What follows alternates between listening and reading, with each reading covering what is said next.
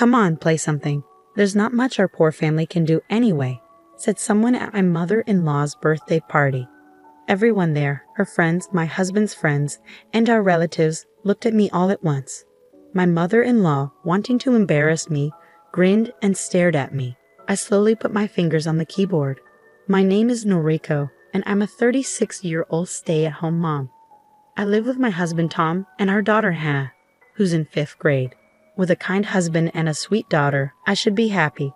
But there's one problem, my relationship with Hannah. When my mother-in-law saw Hannah, she rushed over and hugged her tightly. "Grandma, it's been so long," said Hannah. "You've grown up and you look pretty again, Grandma." My mother-in-law happily chatted with Hannah, but as soon as she saw me nearby, she glared at me. "What are you doing? Isn't it polite to offer tea or something? Or do you mean to tell me you can't even serve your mother-in-law? Grandma, what's up?" Hannah asked, puzzled. "Oh, why don't you come with me to the mall, Hannah? They have a big buffet there." "Really? I'd love to," Hannah said eagerly, but she glanced at me, looking unsure about leaving us alone. Her eyes darted, unsure of what to do. "Go with Grandma, Hannah." "Are you sure?" I reassured her with a smile, and she looked relieved. "Let's go, Grandma," she said happily, taking her grandmother's hand. With a smug look on her face, my mother-in-law whisked Hannah away to the mall. The issue here is that my relationship with my mother-in-law isn't good. When my husband's around, she acts kindly towards me, which makes me feel relieved. But when it's just me and her, she starts saying mean things. "My son told me you only went to a junior college, right?" she'd say. "Yes, I did," I replied slowly. You hesitated. "I wonder why Tom chose you." "What do you mean by that? Do you have a problem with me?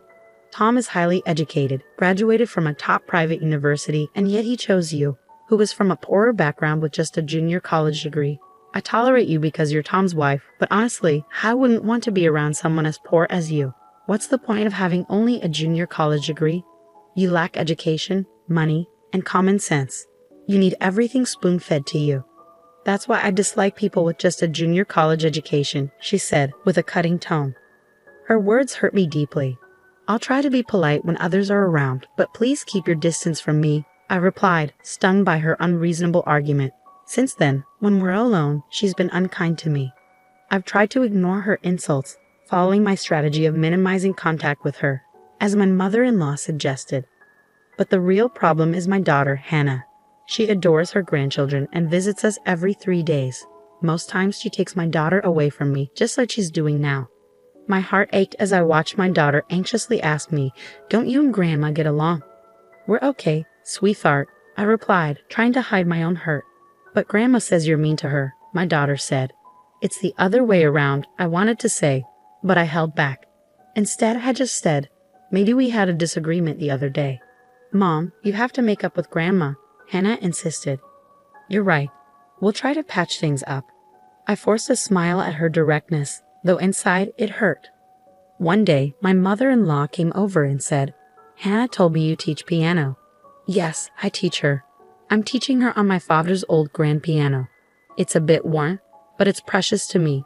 I used to play my favorite songs on it, and now I'm teaching my daughter," I explained. "Mom, I want to learn too," Hannah chimed in. So she started learning piano from me? I'm not the best teacher, but her enthusiasm touched me. Teaching her became a special and fulfilling time for both of us, despite the challenges. While I pondered this, my mother-in-law's expression turned stern.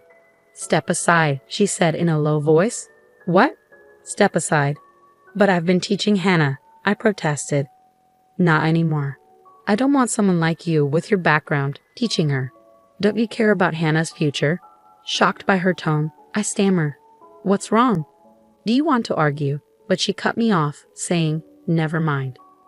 Let me put it in simple terms for you. I'm saying I'm a better teacher than you." "Why?" "Because I graduated from a top music school, unlike you from a lesser college," she asserted. "What? Have you heard of TG University?" I retorted. I swallowed hard as my mother-in-law boasted about her education. "I graduated from a prestigious 4-year university, unlike you," she bragged. "I see. I didn't know it was TG University," I replied. "TG University is top-notch, especially for music students. If my mother-in-law graduated from its piano department, she must be highly skilled." Even someone like you can understand that, right? You're not on the same level, she sneered, making my throat tighten. TG University truly is a light, as my mother-in-law claimed. It's clear that my daughter would benefit from learning from her. But it also means sacrificing more of my time with my daughter to my mother-in-law. She already takes up a lot of our time, and now she wants to take even more. That's something I can't allow. The time I spend teaching piano to my daughter is precious and irreplaceable, I asserted. Isn't that selfish of you? She sighed loudly, interrupting me. That's not what I meant. What do you mean then? You're standing here, a graduate of a prestigious teaching university, a top musician. Normally, people would pay for your teaching expertise. But out of kindness, I'm offering to teach for free. How can you reject that just because you want to teach? You're not even that skilled. Don't you dare speak to me like that. Fine, I'll play for you right now. I'll show you I have the ability to teach my daughter.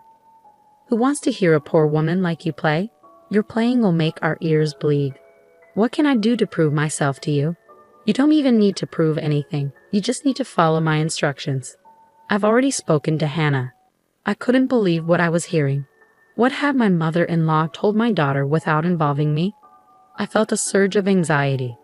I've already spoken to Hannah. I'll be teaching her piano from now on. I graduated from a renowned music academy and I'm better at piano than you. You agreed it would be best for her. Why are you being so selfish? I didn't expect you to oppose this so strongly. With my qualifications, it's only natural for me to take over. Did you never consider my opinion? You're incredibly stubborn. It's decided, so stop being selfish. With that, my mother-in-law swiftly left. Since then, she's been coming to our house daily to teach Hannah piano. I'm not even allowed in the room where they have lessons. During breaks, my mother-in-law always tells me, "You don't understand. Hannah has a talent for music, and she needs proper education to develop it. With your limited qualifications, you're not capable of providing that. If you continue as her instructor, you'll ruin her talent. Understand?" Yes. Well, that's settled then. You won't be bothering us anymore. Stay out of our way, got it? I fought back tears of frustration as my mother-in-law looked down at me, a pang of pain piercing my heart. I'm going to play piano with Hannah, my mother-in-law said cheerfully, then turned to Hannah. I had once pleaded with my husband to intervene, but he didn't see it as a big deal. What's wrong with her teaching Hannah piano?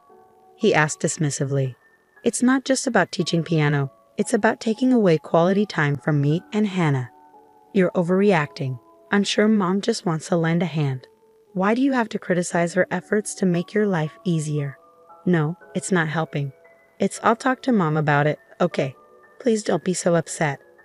But the truth is, she doesn't take me seriously. From the outside, it might seem like my mother-in-law is being helpful in raising my child. But in reality, she's like a devil trying to snatch my precious daughter away from me. No one understands the pain I feel. It's frustrating, but I have to do what's best for Hannah. I feel so frustrated that all I can do is try to talk myself out of it, I thought, but then the worst happened. Nicole, come here. I was summoned into the piano room, a place I hadn't been allowed to enter recently, and my eyes widened as I stepped inside. A piano. Oh, you recognize it. We just got a new one. My mother-in-law chuckled, gesturing towards a brand new piano beside her. Kelly, what's going on? Where's my father's piano? I got rid of it. You got rid of it? Yes, I got rid of it because it was falling apart. My mother-in-law replied casually, causing my heart to shatter. Why, that was my father's piano, full of memories with him. I choked out. It doesn't matter to me. That old piano doesn't fit me and Hannah. Oh no, how could you?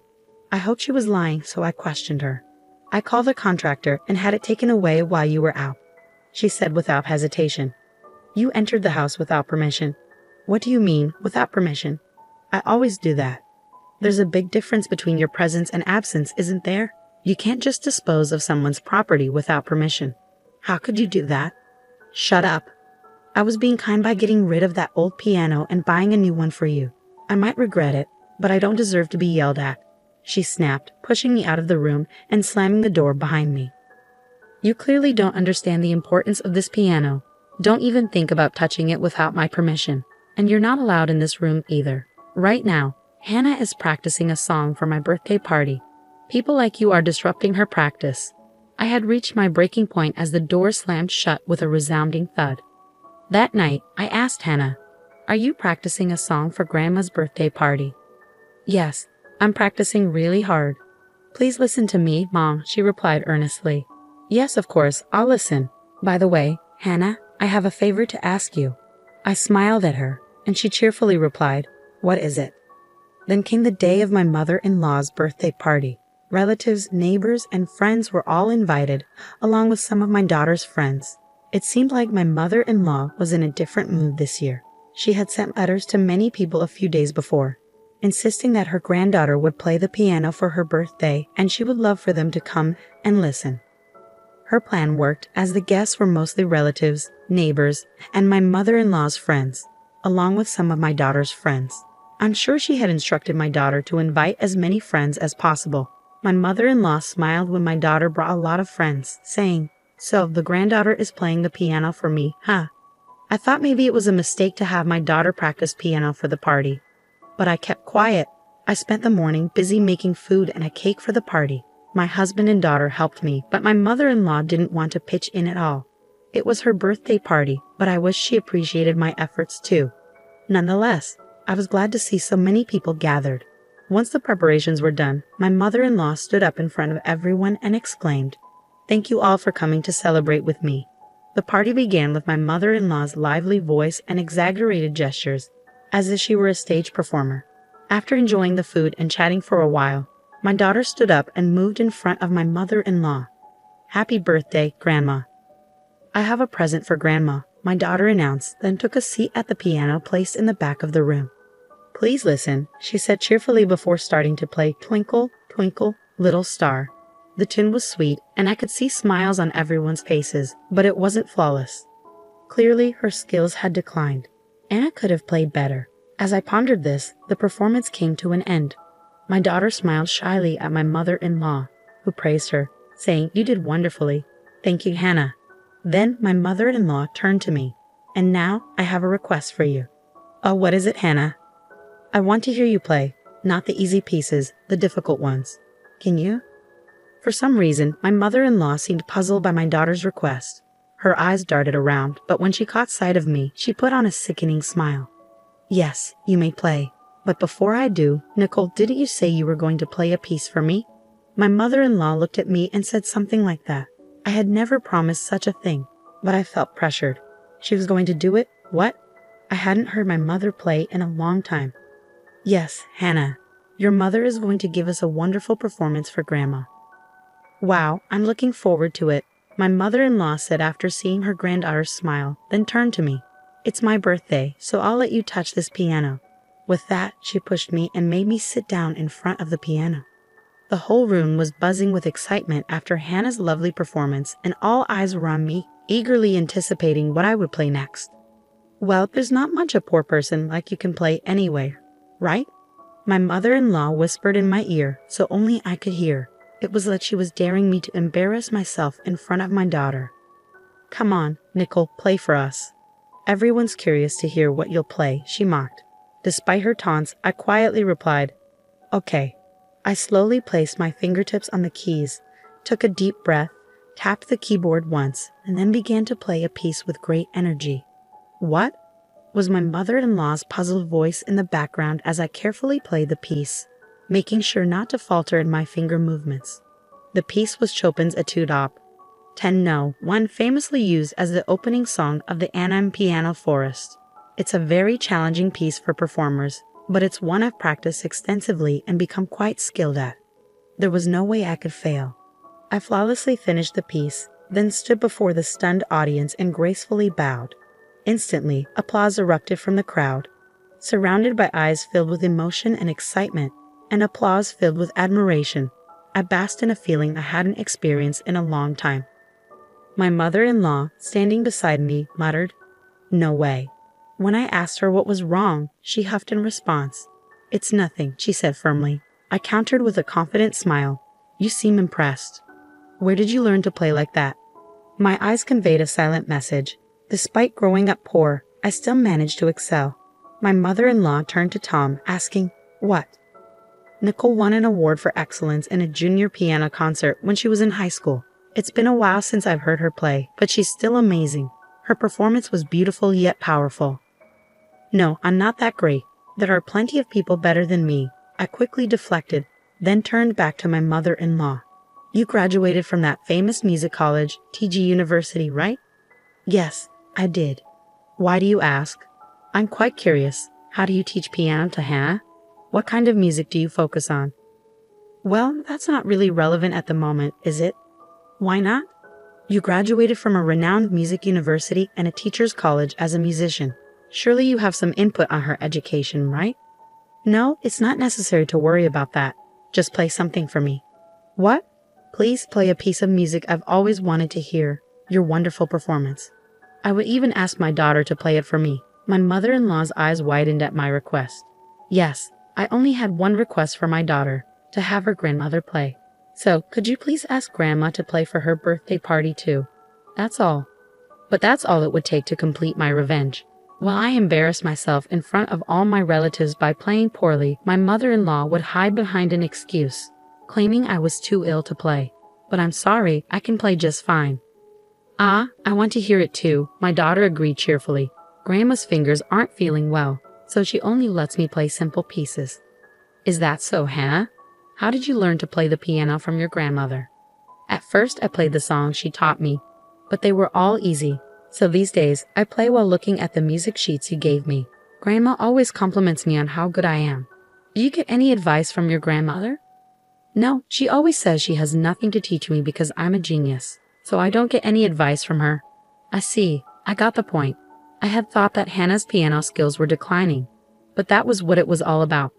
My mother-in-law had told me that she would teach my daughter the piano, but in reality, she didn't teach her much, and the whole time she was teaching her, my daughter was teaching herself. I want to hear my grandmother play, not the usual easy pieces, but the harder ones like my mother used to play for me. Grandma, I'm looking forward to it. Then let's listen to my grandma play together. Yes, that's what Grandma said. She plays the piano better than Mom. That's why I've always wanted to hear her play. I'm so happy for you. Today you'll finally get to hear your grandmother play. I'm so happy. Despite her smiling, my mother-in-law's face began to turn pale. What's wrong? Hannah wants to listen to your performance. No, I'm not feeling well today. She's waiting for you to play a simple nursery rhyme for her. Hannah is really looking forward to it. Yes, but I'm not. My mother-in-law started sweating, her eyes darting nervously at my words. What's wrong? You can't play. What? You can't play? After that performance? Come on, you graduated from TG University, right? You can play just as well as I can, no problem, right? I graduated from a teaching university, but my major was conducting. Even if you're studying conducting, piano is one of the subjects, right? I chose an instrument other than the piano. With my small hands, I'm limited in the pieces I can play. There's no way I can play as fluently as you. My mother-in-law's outburst caused a stir among the people around us, who started to wonder what was happening. You can't play the piano, huh? But weren't you proudly telling us that you were teaching your granddaughter to play? You said you played better than your daughter-in-law's poor piano, didn't you? What do you mean? The suspicious gazes around me turned towards her. It's not like that. Okay. I'm not, you guys, I do play the piano. Hey, Grandma. My daughter's eyes widened in genuine curiosity as she asked her grandmother a question. Can't you play the piano? Hannah, if you don't play the piano, why did you lie and say you do? No, Hannah. I didn't lie. It's true. When I asked her why she was always so kind to me but so strict with my mother, she told me it was because my mother mistreats her, and I thought that was true. What are you talking about, Hannah? Could it be that you're really tormenting my mother? My mother-in-law screams in sorrow at my daughter's words. No, it can't be, of course not. Nicole and I are good, aren't we, Nicole? No way. What are you talking about, Nicole? There is no way I can get along with someone who would throw away a piano given to me by my father, my most precious possession. What? My daughter tilted her head. She said that you said you didn't need it anymore, so she threw it away and bought a new one. It was very precious that I got from my father. Even if I couldn't play it anymore, I wouldn't throw it away. Really? Then why did you throw it away, Grandma? Didn't you know that it was my mother's precious treasure? To her daughter's words, my mother-in-law just shook her head and said, No, No, no. The conversation between us caused the guests to start fussing. My husband, sensing that the mood had deteriorated, asked the guests to leave, saying, "Let's call it a night." He began to urge them to leave the room. "Wait, it's really not true. There is a reason for this. There's a reason." "What's the reason?" She said you told her you didn't need it anymore, so she threw it away and bought a new one. "But it was special, a gift from my dad. Even if I couldn't use it anymore, I wouldn't throw it away." "Really? Then why did you throw it away, Grandma? Didn't you know it meant a lot to my mom?" To her daughter's question, my mother-in-law just shook her head and kept saying, "No, no, no." Our conversation upset the guests. My husband felt the tension and asked everyone to leave, saying, "Let's end the night." He urged them to go. "Wait, it's not what you think. There's a reason." "What's the reason?" "That's enough," I said firmly, looking at my mother-in-law, who was muttering to herself. "Please don't ruin my daughter's talent because of your own selfishness." My words seemed to hit her hard. She sank to her knees.